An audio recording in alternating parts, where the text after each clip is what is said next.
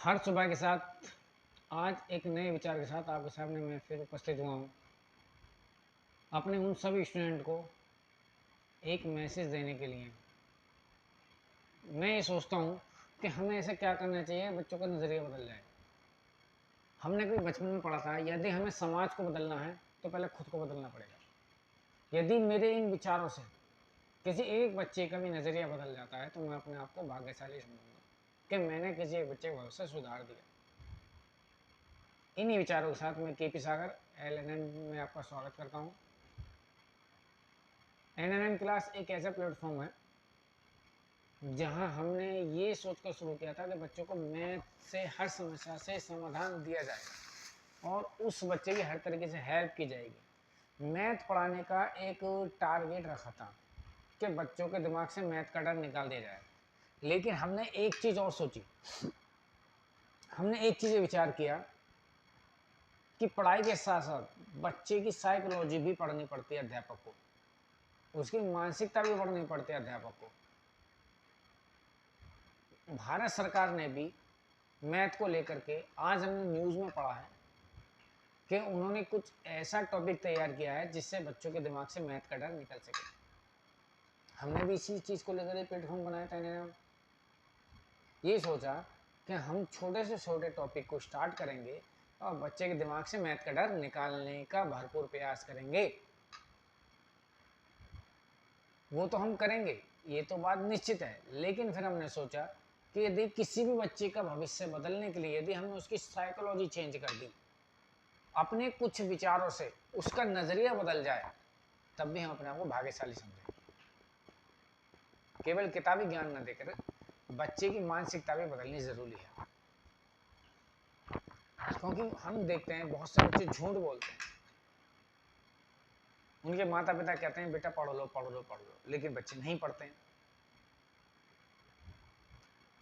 बच्चे झूठ पर फोकस कर रहे हैं, फोन पर फोकस कर रहे हैं, अपनी पढ़ाई को छोड़कर हर वो गलत काम करते हैं जिससे उनका भविष्य बेकार हो जाएगा। लेकिन माता पिता टीचर सभी समझाते हैं, लेकिन बच्चे नहीं समझ पाते। हमें ये बातें चुभती हैं कि बच्चे आज के दौर में कहाँ जा रहे हैं। हमें ऐसा लगता है कि बच्चे अपने भविष्य के साथ खिलवाड़ कर रहे हैं। उनका नजरिया बदलना चाहिए। तो हम प्रत्येक दिन एक ऐसी सोच, ऐसे विचार के साथ आपके सामने आते हैं कि कोई ना कोई बच्चा तो सुधरेगा, कोई ना कोई बच्चा हमारी बात को अमल करेगा, कोई तो ऐसा बच्चा होगा जो हमारी बात को मानेगा। अगर मान लेता है और उसका नज़रिया बदल जाता है तो हमारा मकसद कामयाब हो जाता है। फिर वो बच्चा पढ़ेगा भी, मैथ भी पढ़ेगा, हर सब्जेक्ट पढ़ेगा और वो समझेगा। तो इसी सोच के साथ हम आगे चलते हैं। हर उस बच्चे को अपने माता पिता की बात माननी चाहिए, अपने गुरुजों की बात माननी चाहिए, जो आपका भविष्य सुधारने में रात दिन निरंतर प्रयास करते रहते हैं। माता पिता एक ऐसे दीपक की तरह होते हैं जो अपने संतान का जीवन सुधारने के लिए खुद तो जलते हैं, लेकिन अपने बच्चे का भविष्य उज्जवल करने की कोशिश करते रहते हैं। लेकिन संतान इस बात को नहीं समझती।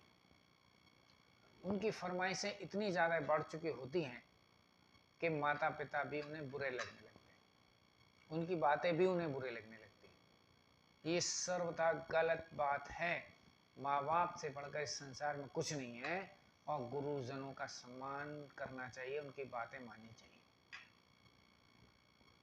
तो प्यारे बच्चों, पढ़ाई तो ज़रूरी है, लेकिन उससे पहले एक अच्छा इंसान बनना भी ज़रूरी है। अच्छा इंसान बनने के लिए अभी से आपको प्रयास करना पड़ेगा, हर किसी की बातें माननी पड़ेंगी और उन्हें समझनी पड़ेगी। इन्हीं विचारों को मैं आगे बढ़ाऊंगा। इन्हीं विचारों के साथ मैं कोशिश करता हूँ बच्चे को भविष्य सुधारने की। लेकिन आप लोग कुछ कमेंट में नहीं लिखते। क्या मेरी बातें आपको अच्छी नहीं लगती हैं? क्या मैं जो माता पिता से अनुरोध करता हूँ कि अपने बच्चों का भविष्य सुधारने में उनका सहयोग कीजिए, क्या मैं कुछ गलत करता हूँ? तो प्लीज़ आप मुझे बताइए, नहीं तो फिर मैं अपना टॉपिक शुरू करूँ पढ़ाने का। लेकिन मेरा मोटिव तो ये था, यदि बच्चा भविष्य सुधरता है तो कभी कभी विचार भी बदल देता है। धन्यवाद।